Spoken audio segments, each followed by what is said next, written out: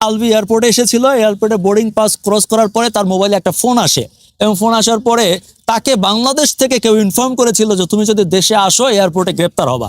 তাই শেষ পর্যন্ত আলভির টিমের অন্যান্যরা প্লেনে উঠলেও আলভি প্লেনে ওঠেনি এবং শেষ পর্যন্ত সে বাংলাদেশে আসেনি। কারণ এটা একটা টোটালটা ইকুয়েশন আছে, হিসাব আছে, কয়জন আসলো। বাংলাদেশের ইমিগ্রেশনেও যদি গেট পার হয়ে থাকে সেখানে রেকর্ড আছে সে আসছে কিনা। তা আমি যতদূর জানি সে এখন আসেনি। হ্যাঁ, আসলে মারা যাওয়ার পরে একটা মানুষের সবার আগে আসার কথা, কিন্তু সে সবার শেষেও আসে নাই, এখন পর্যন্ত আসে নাই। এবং তার এই যে না আসাটা, এটাতে মনে হয় যে সে প্রত্যক্ষ বা পরোক্ষভাবে এই ঘটনার সাথে জড়িত এবং এই কারণেই সে আসেনি।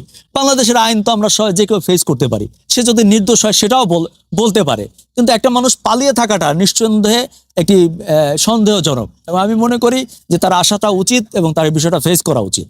এখন ধরেন আলভি আর ইকরার ফ্যামিলির মধ্যে কি হয়েছে, ওইখানে তো আর আমি ছিলাম না, ওইখানে আপনারাও সাংবাদিকরা ছিলেন না। তবে এখন তো মিডিয়াতে অনেক কিছু দেখি, অনেক কিছু শুনি। আলভিকে আমি ব্যক্তিগতভাবে চিনি এবং তার সাথে আমার বেশ কয়েকবার কথাও হয়েছে। সে যে বাংলাদেশের খুব বড় মাপের একজন সেলিব্রিটি বিষয়টা তাও না। তার পারিবারিক যে দ্বন্দ্ব ছিল সেটা আমরা জানতাম না। তবে একটা মানুষের বেডরুমে কি হয় এটা তার কারো পক্ষে জানা সম্ভব না, নিশ্চয়ই এমন কিছু ছিল। তবে আপাত দৃষ্টিতে যে তিথির বিষয়টা দেখা যাচ্ছে সেটা যদিও অনেকে বলছে যে এটা ভুল, ইকরার বিভিন্ন প্রবলেম, নেশা করা, তার আগের প্রেম ইত্যাদি। এছাড়া আলভি আর একটা জিনিস সামনে এনেছে যে এই ইকরা একবার আলভিকে ছেড়ে চলে গিয়েছিল, গিয়ে আর একটা ছেলেকে বিয়ে করে ফেলেছিল, সেখানে তার বাসর হয়েছে এবং বাসর হওয়ার পর সে তার ভুল বুঝতে পেরেছে এবং ভুল বোঝার পর আবার তার কাছে ফিরে এসেছে। আমি মনে করি যে সে এরকম ভুল করে থাকে, তাকে উচিত ছিল আলভির দুইটা লাথি মারা। আলভি যে দুইটা লাথি মারে নাই, এই কারণে আজকে এই পরিণতি হয়েছে।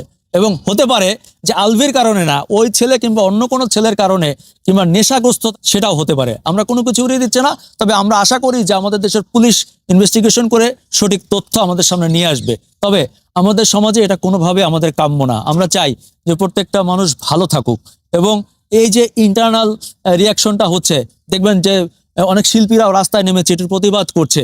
আসলে মিডিয়া অনেক কিছুই হয় যে একত্রে কাজ করতে গিয়ে একজন নারীর সাথে সম্পর্ক তৈরি হয়, পরকীয়া হয় এবং এই পরকীয়া এবং সম্পর্কের কারণে মিডিয়াতে এরকম দুর্ঘটনা ঘটছে।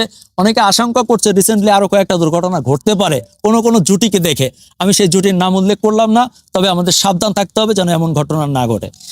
দেখুন, এই পৃথিবীতে একজন মানুষ সবচেয়ে ভালোবাসে নিজেকে, আমি মনে করি, সে যদি সুস্থ হয়।